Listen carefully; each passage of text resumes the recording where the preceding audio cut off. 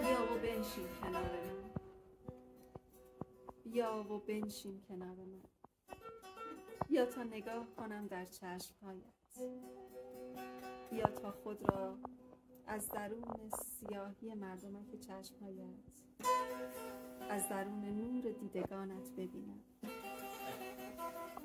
من خاموش نشسته بودم و تو پرهیاهو در برابرم ایستاده بودی.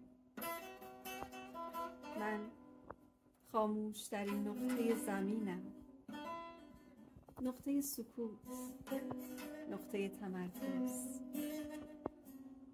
برای ره پیمودن فرصت زیادی ندارم. فرصت من اکنون است، اکنون که در برابر تو هم.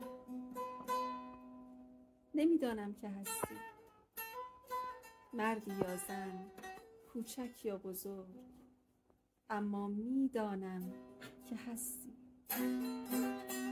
به من نگاه میکنی، به من لبخند میزنی، از کنار من رد میشوی. گاهی مرا میبینی و گاهی هم. فقط بدان فرصت زیادی نیست، شاید چند سال دیگه. بیا و این ثانیه ها، این دقیقه ها، این لحظه های بی بازگشت را از دست ندهی. پیش از این هرچه بود گذشت.